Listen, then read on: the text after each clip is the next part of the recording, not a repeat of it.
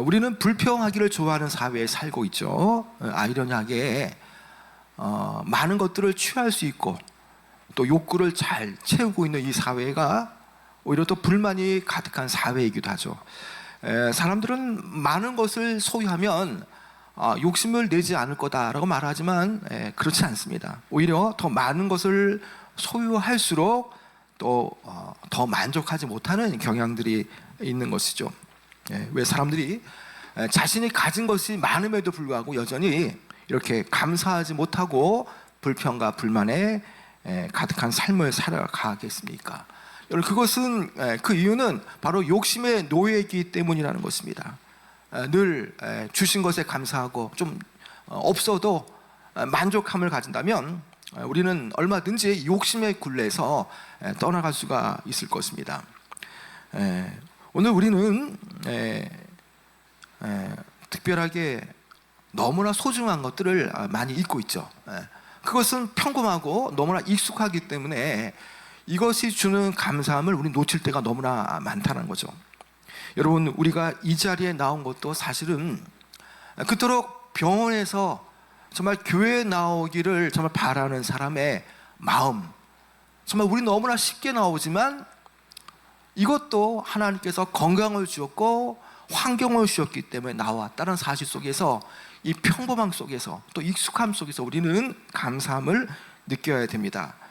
여러분, 많은 사람들은 없는 것만 생각하지만, 그러나 반대로 우리가 생각을 달리하면 우리는 하나님께 거저 받은 소중한 것들이 너무나 많다라는 겁니다. 여러분, 은혜란 말이 과연 무엇이겠습니까? 값없이 받는다라는 것이죠. 그 은혜는 예수님의 십자가의 죽으심을 통해서 우리가 얻게 되어지는 구원, 그리고 하나님께서 우리에게 주시는 그 마음의 평강, 또 달란트라든지 아니면 여러 가지 그런 우리의 환경, 혜택, 뭐 이런 것들, 뭐 성격, 아니면 이런 여러 가지 것들이 다 뭐냐, 우리의 노력으로 취한 것이 아니라 하나님께서 우리에게 은혜의 소산으로 주신 거저 받은 것들이라는 것이죠. 우리 이런 것들을 볼 때에 우리가 욕심의 렌즈를 끼고 보면 이것은 턱없이 부족하지만, 그러나 감사의 렌즈를 끼고 보면 이 모든 것들이 다 뭐냐, 다 감사함의 소산물이라는 것이죠. 제가 오늘 왜 이 얘기를 하느냐, 오늘은 맥주 감사주일입니다. 바로 보리 추수의 이 수확의 기쁨을 하나님께서 주셨기 때문에 이 은혜를 감사하는 절기죠. 여러분, 이 보리 추수의 이 추수의 감사의 의미, 참 우리에게도 너무나 많은 의미가 있는 것 같습니다. 7월 첫째 주가 맥주 감사주일로 드리는데요, 그러니까 지난 6개월 상반기 때에 얼마나 우리에게 큰 은혜를 주었는가를 한번 생각해 볼 수 있는 그런 시간이라는 거죠. 건강하게 살게 하시고 6개월 동안, 그리고 자녀들이 물론 어렵지만 그래도 자녀들이 잘 살게 하시고, 또 우리가 무탈하게 건강하기 때문에 이 자리에 나올 수 있는 모든 것들 다 뭐냐, 6개월 동안 우리에게 주시는 그 하나님의 은혜고 하나님의 그 감사할 요소들이라는 것이죠. 오늘 우리가 말씀을 대할 때에 우리가 이런 감사의 요소들을 좀 생각하면서, 특별히 하나님 주시는 그 평강 가운데에 이 평강이 얼마나 우리에게 귀한 것인가 생각하면서, 또 아울러 감사의 어떤 그런 마음을 품는 귀한 시간 되어지기 원합니다. 우리가 읽은 이 본문의 앞절에 12절과 14절은 성도로서 하나님의 성품을 따라 용서와 사랑을 실천해야 할 그런 내용을 말하고요, 이제 이어서 오늘 읽은 이 본문의 말씀은 주 안에서 새 사람이 된 사람이라면 주께서 주시는 그 평강으로 말미암아서 늘 감사의 삶이 되어져야 한다는 권면의 말씀이죠. 여러분, 먼저 그 내용을 좀 살펴보고자 하는데요, 여러분 먼저 15절 말씀 한번 읽어볼까요? 15절 시작. 그리스도의 평강이 너의 마음을 주장하게 하라. 너희는 평강을 위하여 한 몸으로 부르심을 받았나니 너희는 또한 감사하는 자가 되라. 여기 앞부분을 보면요, 그리스도의 평강이 너의 마음을 주장하게 하라 라고 말씀하죠. 여러분, 그리스도의 평강이 과연 무엇이겠습니까? 여러분, 그리스도의 평강은 예수 그리스도를 주로 믿는 이들에게 주시는 하나님의 주권적이고 은혜로운 최고의 선물이라는 것이죠. 여러분, 하나님께서는요 우리에게 많은 것을 주시고자 했고 또 주셨는데, 우리가 오늘 특별히 이 감사절날 잊지 말아야 될 것은 이 평강의 선물이 과연 얼마나 큰가를 한번 생각해 보자는 것이죠. 여러분, 하나님의 평강이 과연 어떤 식으로 우리에게 임하게 되었습니까? 그것은 바로 죄악된 우리에게 그리스도의 평강이 임하게 된 것은 우리를 구원하시기 위해서 예수님의 십자가의 이 피의 공로로 우리가 얻게 되어진 것이죠. 예수님의 십자가의 공로는 무엇을 말합니까? 하나님과 죄인들 사이에는 이 죄악의 이 담으로 막혀져 있었습니다. 그런데 하나님의 아들 예수 그리스도를 통해서, 이 화목의 직분을 통해서, 십자가의 죽으심을 통해서 하나님과 단절되어진 우리의 관계를, 죄를 깨끗하게 하셔서 우리를, 하나님과의 사이를 이렇게 화목케 하시는 그런 역사가 바로 예수 십자가의 피의 공로라는 것이죠. 그 십자가의 공로를 통해서 아담과 하와가 죄를 지었을 때에 그 하나님께 대한 두려움과 그 무서움이 다 사라지게 되어졌고, 누구나 아빠, 아버지라 부르면 담대하게 나갈 수 있는 하나님의 은혜가 바로 하나님께서 아들 대신 예수님을 통해서 마련하신 바로 주를 믿는 자에게 주시는 평강이라는 것이죠. 그 놀라운 일로 인해서 그리스도와 연합된 자들에게는 다 하나님의 평강이 임하게 되어졌다는 것입니다. 여러분, 그런 차원에서 평강은요, 세상이 아무리 평강, 그 마음의 화평함을 가지려고 해도 그것은 얻을 수 없는 것이라는 거죠. 특별히 바울은요, 하나님께로부터 온 그리스도의 평강이 너희의 마음을 주장하게 하라라고 말씀합니다. 그리스도의 평강이 너희의 마음을 주장하게 하라라는 의미는요, 그리스도 안에 있는 성도 한 개인뿐만 아니라 그리스도의 이름으로 모인 모든 회중들 안에 그들이 지금 생각하고 있는 생각과 마음에, 그리고 심지어 자신의 정체성 안에 이러한 하나님이 주시는 그 평강을 널리 침투시키라는 의미라는 거죠. 여러분, 평강을 마음에 주장하게 한 사람들의 특징은 과연 어떤 특징들이 있겠습니까? 여러분, 우리는 그것을 예수님과 제자들의 대화를 통해서 우리는 충분히 살펴볼 수 있죠. 예수님께서 하늘의 거처를 예비하기 위해서 이제 세상을 떠나신다라고 말씀하실 때에 제자들의 마음은 너무나 무거웠고 두려움 가운데 휩싸였습니다. 그때의 제자들을 향해서 예수님께서 어떻게 말씀합니까?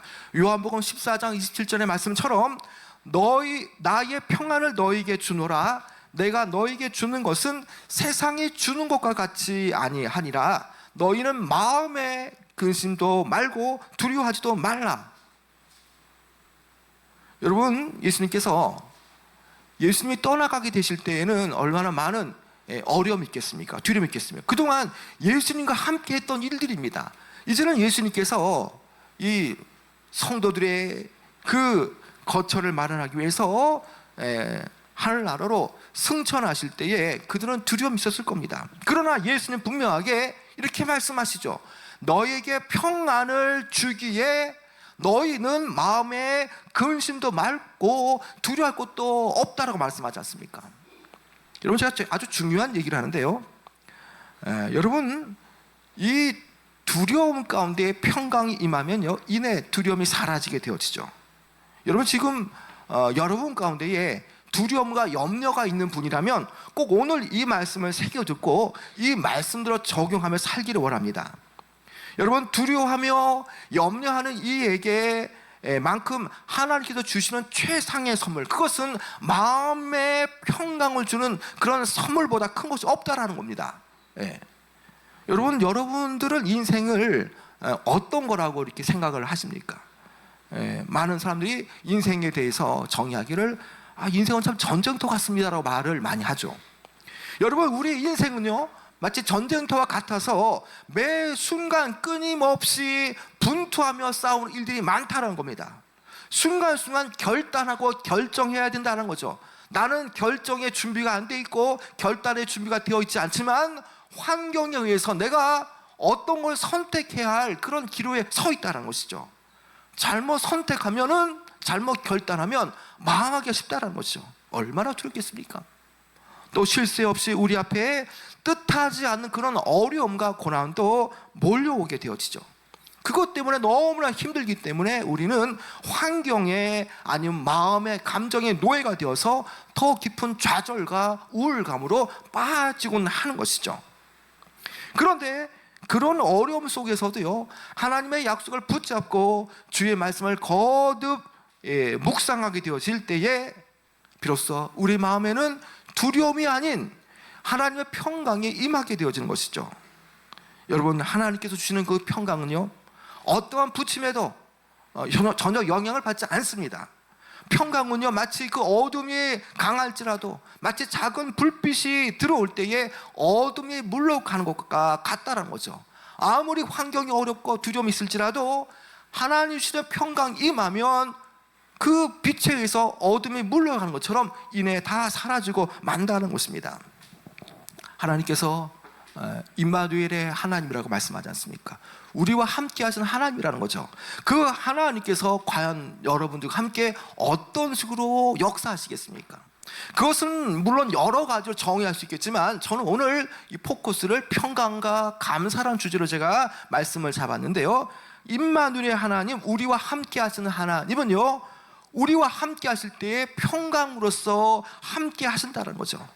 그래서 우리가 평강을 받은 우리는요, 아무리 두려움과 어려움이 있을지라도 모든 상황을 주께서 통제하고 계시고 섭리 가운데 주관하고 계시다는 것을 우리가 알기 때문에 결코 우리는 새로운 일에 대해서 염려가 있을지라도 마음의 두려움이 아니라 마음의 안심과 안정감이 생길 수가 있는 것이죠.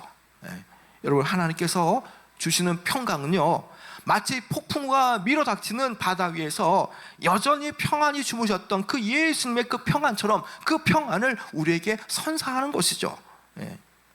여러분, 그런데 하나님의 평강은요, 아무나 가질 수 있는 것이 아니라는 겁니다. 이것은 성도의 거룩한 권리로서 성도만이 소유하고 누릴 수 있는 특권이 되어지죠. 자, 바울은요, 이 평강에 대해서 더 세부적으로 상세히 서술을 하는데, 여러분 15절 중반에 이런 말씀이 나오지 않습니까? 자, 평강을 위하여 너희가 한 몸으로 부르심을 받았나니. 자, 이 성도가 부르심을 받은 목적이 평강이라는 것을 우리가 알게 되어지죠. 이 평강에 대한 성경적인 이해에 비추어 보면 단지 신자는요, 성도는요, 단순히 평화로운 삶만을 요청받은 게 아니라는 겁니다.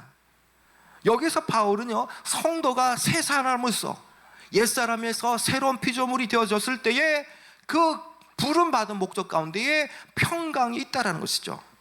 여러분, 이 부름받은 목적, 여러분, 이 부르심에 대해서 우리가 한번 생각을 한번 해볼 텐데요, 여러분, 이 부르심은 수리적인 관계에서 하나님과의 평강뿐만 아니라 동일하게 수평적인 관계 속에서 성도와 성도 사이의 평강도 여기에 맞춰져 있다는 것이죠.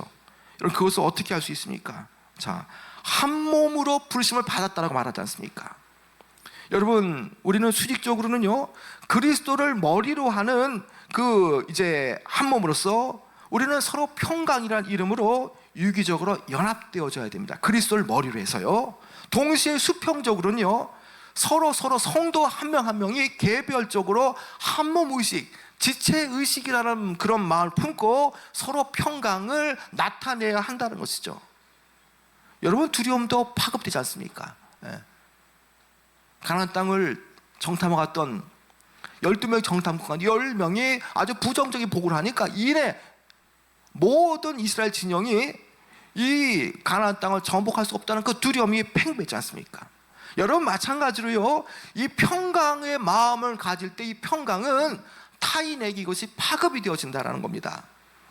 주변에 예수님을 만나지 못한 사람들의 마음은요, 두려움과 불안감에 이렇게 둘러싸인 사람들이 많다는 거죠. 여러분, 우리가 예수님을 소개할 때에 동시에 우리가 잊지 말아야 될 것은 뭐냐? 예수님을 만날 때의 영적인 효과를 말해줄 수 있어야 되는 겁니다. 그것은 뭐냐? 세상이 줄 수 없는 그 평강이 임하게 된다는 것을 말해줘야 되는 것입니다. 왜 많은 사람들이 각종 중독에 빠지고 뭔가 해보려다가 안 될 때에는 왜 아까운 목숨을 끊고 말겠습니까? 왜 그렇습니까? 불안하고 두렵기 때문이라는 거죠.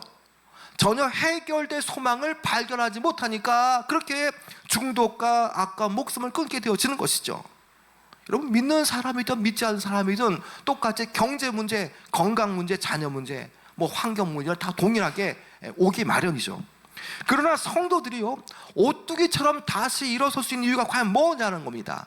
그것은 물론 두려움과 염려가 오지만 이내 하나님 주시는 그 평강을 통해서 두려움을 물리칠 수 있기 때문이라는 것이죠.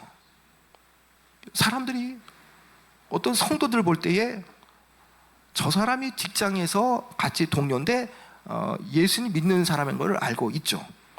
저 사람 지금 많이 어려울 텐데 라고 생각이 들죠. 그런데 저 사람 마음에, 저 사람 얼굴에 왜 저렇게 편안함이 있을까? 자, 믿지 않는 사람이 물어볼 수 있겠죠. 여러분, 그때 우리는요, 예수 그리스도에 관한 소망에 관한 부분을 말할 수 있어야 되고요, 동시에 예수 그리스도 인해서 우리가 받게 되어질 평강도 말해 줄 수 있어야 되는 겁니다. 우리가 하나님께로부터 받은 평강으로 인해서 내 안에 평강이 흘러와 내 주변 사람들을 화평케 하고 기쁘게 할 수가 있는 것이죠. 여러분, 그런 차원의 성도는요, 하나님의 평강을 위해서 우리가 부르심을 받은 사람이라는 것입니다. 여러분이 평강을 나타낸다면 그 염려와 걱정인 사람들이 그 여러분이 받은 평강을 흘러보낼 때에, 그 부르심으로 나갈 때에 그들이 소망과 평강을 얻게 되어지겠죠. 여러분, 그 다음에 이제 그리스도의 평강이 마음에 주장되어지는 삶을 경험한 성도들은 그 다음에 취해야 할 그런 영적인 자세가 있습니다. 그것은 뭐냐? 감사하는 자가 되라는 것이죠. 여러분, 15절 하반절에, 여러분 너희는부터 한번 끝에 한번 읽어볼까요? 15절 하반절 시작. 너희는 또한 감사하는 자가 되라. 자, 앞서 상반절에는요, 그리스도의 평강이 너의 마음을 주장하게 하라 명령하였던 바울이, 이제 하반절에는요, 감사하는 자가 되라는 것입니다. 물론 감사하는 요소가 많이 있겠죠. 그러나 평강을 받음을 통해서 그 사람이 변화가 되어지고 염려와 두려움이 사라지는 과정 속에서 그 평강을 주는 그 하나님께 과연 얼마나 감사하고 있느냐는 것이죠. 예. 여기에 감사하는 자가 되라는 이 단어, 이 의미는요, 이 원어적으로는 이 현재형이 쓰여지고 있죠. 다시 말하면 이것은 감사가 이례적으로 단발성으로 끝날 것이 아니라, 이런 감사는 매해마다 계속적으로 끊임없이 지속되어져야 할 것을 보여주죠. 여러분, 끊임없이 감사함이 지속되어져야 한다는 의미를 여러분 다 잘 아실 겁니다. 기분 좋을 때, 뭐 하던 일 잘 될 때, 뭐 그때만의 뭐 일회성이 감사가 아니라는 거죠. 여러분, 이 하나님께서 우리에게 감사하는 자가 되라 하는 말씀은요, 이것은 내 상황이 좋던 나쁘던 또 상관없이, 이게 되든지 안 되든지 상관없이 그 환경에 구애받지 않고, 지금 되어져 가는 상황에 구애받지 않고 끊임없이 지속적으로 감사함을 나타내라는 의미라는 것이죠. 여러분, 이 의미와 같은 말씀은 데살로니가 전서 5장 18절의 말씀처럼 범사에 감사라는 의미와 같다라는 것이죠. 이 본문과 또 이 범사에 감사라고 하는 데살로니가 전서 5장 18절의 말씀, 여러분 이 말씀을 쭉 보게 되어지면 여기에 또 중요한 내용이 있습니다. 범사에 감사하라, 이것이 그리스도 예수 안에서 너희를 향하신 하나님의 뜻이니라. 데살로니가 전서에는요, 하나님의 뜻은 이것이라는 말씀이 두 가지가 나오는데요, 두 군데가 나오는데, 먼저 데살로니가 전서 4장 3절에 보면요, 하나님의 뜻은 이것이니 너희의 거룩함이라. 자, 하나님의 뜻이 뭐라고요? 너희의 거룩함이라는 거죠. 우리가 지금 제가 말씀을 드렸던 것처럼 범사에 감사하라, 이것이 그리스도 예수 안에서 너희를 향하신 하나님의 뜻이니라 라는 이 말씀, 여기에도 하나님의 뜻이 나와 있죠. 여러분, 그렇다면 바울은 유일하게 이 두 곳에서 이것이 하나님의 뜻이니라라는 문구를 사용해서 하나님의 뜻을 규정하고 있죠. 결국 이것을 종합해 보자면 감사하는 삶이 뭐라고요? 감사하는 삶이야말로 거룩한 삶의 표지가 되어진다는 것을 우리가 분명히 보여주죠. 성경은요, 하나님의 사람이 되어진 새 한 사람에 대해서 감사하는 사람이라고 특징 짓고 있죠. 예. 여러분, 감사를 믿음의 사람이 가진 정체성이라고 우리가 인식을 한다면, 반대로 바울이 말하는 옛사람에 대해서 그가 어떻게 인식하고 있겠습니까? 로마서 12장 1절 말씀을 보면요, 하나님을 믿지 않는 이방인에 대해서 그들에 대해서 이렇게 말씀하죠.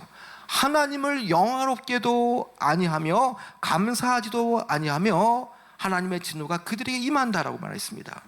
여러분, 이 말씀은요, 불신자들은 결코 하나님께 감사하지 않는 자들이라고 규정하고 있죠. 그리고 감사하지 않는 것이야말로 그분을 영화롭게 하지 않는 행위라고 말하고 있다는 것입니다. 그런 차에서 본다면 늘 한결같이 지속적으로 감사할 수 있는 사람은요, 분명코 이 사람은 환경에 구애됨이 없이 감사할 수 있는 사람은요, 분명코 믿음을 가진 성숙한 사람이라고 볼 수 있죠. 여러분, 우리가 성령 충만의 정도를 여러 가지로 이렇게 우리가 말하지 않습니까? 여러분, 성령 충만의 정도를 검증하는 가장 좋은 리터머스 시험지는요, 바로 얼마나 감사하느냐는 겁니다. 여러분, 우리가 주님께 감사함을 배운다면 비록 상황이 여의치 않을지라도 내 모든 상황을 통제하시고 섭리 가운데 인도하시는 주님을 바라본다면 당장의 문제는 커질지라도 여전히 하나님께서 나를 주관하신다는 걸 깨달은다면 우리는 감사함의 태도를 갈 수 있다는 것이죠. 여러분, 감사 요소가 얼마나 많습니까? 주님께서 나를 너무나 사랑하시기 때문에 나의 죄를 위해서 독생자 예수 그리스도를 보내시고, 또 나의 연약함을 채우라시고 나를 불쌍히 여기셔서 내게 모든 필요를 채우시고, 내가 감사함으로 구할 때에 때가 이를 때에 주께서 다 응답하신다는 그 모든 사실에서 우리는 그분의 신실하심과 그분의 자애로우심을 우리가 볼 수 있지 않습니까? 다 이런 것들이 뭡니까? 우리가 다 감사의 그런 요소가 되어진다는 것이죠. 그런데 이제 16절로 가면요, 이 감사의 행위에 대해서 말하고 있는데, 여기에 16절의 말씀은 예배에 대한 부분입니다. 그런데 여기에 감사가 포함되는 것은 뭐냐? 예배 요소 가운데에 결코 빠져서는 안 되는 것이 뭐냐? 하나님께 대한 감사라는 것입니다. 여러분, 16절 말씀 한번 읽어볼까요? 16절 시작. 그리스도의 말씀이 너희 속에 풍성히 거하여 모든 지혜로 피차 가르치며 권면하며 시와 찬송과 신령한 노래를 부르며 감사하는 마음으로 하나님을 찬양하고. 자, 이 그리스도의 말씀이 이렇게 들어간 이런 성도들에게는요, 이 풍성하게 이 감사가 거해야 할 시점이 있죠. 그것이 언제냐? 여러분, 그것은 모든 지혜로 피차 가르치며 권면할 때가 되어지고요, 시와 또 찬미와 신령한 노래로 감사할 때라는 거죠. 여러분, 이거를 어떻게 우리가 합니까? 가르치고 권면하고 또 시와 찬미와 신령한 노래로 부르며 감사하는 것은 다 예배의 요소가 아닙니까? 오늘 말씀을 듣는 것도 물론 제가 여러분에게 집중적으로 전하는 거지만, 그러나 가르치고 권면하는 것이죠. 우리가 남성 중창단이 찬양을 했습니다. 다 이것들이 뭡니까? 다 찬미와 신령한 노래로 감사함을 표현한 것 아닙니까? 여러분, 이것은 일상에서 대조되어지는 하나님께 대한 예배에 대한 부분이라는 것이죠. 여러분, 이 감사는요, 모든 선한 것에 유일한 원천이 되시는 우리 구원의 하나님, 창조주 하나님에 대한 그런 것에 대해서 우리가 인정하는 것이죠. 찬양의 가사를 여러분 보더라도요, 찬양의 가사 가운데 상당히 많은 부분은요, 나를 향하신 구원의 은혜를 말하고 있죠. 하나님께서 행하신 그 출애굽의 구원의 역사, 또 이 시편에서 나오는 그런 내용들이 많이 찬양의 가사로 이렇게 나오지 않습니까? 많은 시인들이 두려움 가운데에 대적들로부터 고통받을 때에도 하나님께서 평강을 주시니까 마음의 안정감을 누리면서 하나님 주신 사명을 감당하는 모습이 다 여기에 그려져 있지 않습니까? 여러분, 그런 차원에서 우리는요, 감사함으로 하나님께 찬양하며 나가야 하는 것입니다. 우리의 예배 가운데 찬양의 그 내용에 감사가 없다면 그것은 그저 공허한 메아리에 불과하고요, 어떤 시끄러운 소리에 지나지 않을 것입니다. 여러분, 우리가 입술로 정말 이 하나님께서 주신 은혜가 얼마나 큰가, 또 받은 축복이 얼마나 큰가, 내 자녀를 향하신 하나님께서 주신 것들이 얼마나 많은가를 통해서 우리는 감사함으로 찬양함으로 나갈 수가 있다는 것이죠. 예. 여러분, 날마다 하나님의 인하심과 하나님께서 내 가정을 향하신 하나님께서 주신 은혜, 그리고 두렵지만 두렵게 안 하게 하시는 그 평강에 대해서 늘 찬양하시고 기쁨으로 나가시는 여러분 되어지기 바랍니다. 여러분, 이제 17절도 좀 보려고 하는데요. 여러분, 17절 말씀도 한번 읽어볼까요? 시작. 또 무엇을 하든지 말에나 일에나 다 주 예수의 이름으로 하고 그를 힘입어 하나님 아버지께 감사하라. 여기에 보면요, 또 무엇을 하든지 말에나 일에나 다 주 예수의 이름을 하고라고 말하지 않습니까? 이 감사라는 것도요, 예수의 이름으로 해야 된다는 것을 말한다는 것이죠. 감사하는 삶을 우리가 볼 때에 결국에는 뭐냐? 이 성도의 전 존재이며 성향으로 우리가 이해한다면 무엇을 하든지, 일에든 무엇을 하든지 감사 요소를 빼놓을 수가 없다는 것입니다. 여기에서 이 감사함도요, 그를 힘입어 하나님 아버지께 감사하라고 요청하고 있다는 것이죠. 하나님께 감사하되 성도의 힘으로 억지로 해서 되는 것이 아니라는 것이죠. 그리스도의 힘으로 감사해야 한다는 것입니다. 그 감사를 가능케 하는 것도 하나님 아버지께 있다는 것이죠. 여러분, 지금 당장 감사와 찬양의 조건이 없을지라도요, 그러한 조건을 만들어 주실 분, 그분을 바로 믿고 하나님 한 분만으로 만족하며 감사하시는 여러분이 되어지기 원합니다. 여러분, 이제 좀 시간이 많이 지났는데요, 이제 말씀을 좀 맺도록 하겠습니다. 여러분, 감사하는 태도를 지니기 위한 최선의 방법은요, 그저 감사하는 것입니다. 범사에 감사하라. 이는 그리스도 예수 안에서 너희를 향하신 하나님의 뜻이니라. 여러분, 이 모든 것에 함축된 의미를 우리가 다 이해할 필요는 없습니다. 그냥 순종하면 되지 않습니까? 왜냐? 감사를 범사에 하는 것이 하나님의 뜻인데, 감사를 계속하면 할수록 이 감사의 요소가 나타날 뿐만 아니라 문제도 떠나가는 요소가 분명히 나타나게 되어진다는 것입니다. 여러분, 지금 여러분들에게 현재의 삶에서 지금 감사가 아니면 하나님의 평강을 잃어버려서 뭔가 안 되고 있다면, 여러분, 다시 과거의 어려울 때를 한번 생각해 보시기 바랍니다. 과거의 어려울 때의 그 두려움 가운데에 일단 평강이 찾아와서 마음의 안정감을 누리게 되어지고, 그 두려움이 떠나가는 과정 속에서 기도할 힘을 얻게 되었고, 그 기도하는 가운데에 그 감사함으로 구했을 때에 하나님께서 응답해 주셨다는 걸 우리가 알고 있지 않습니까?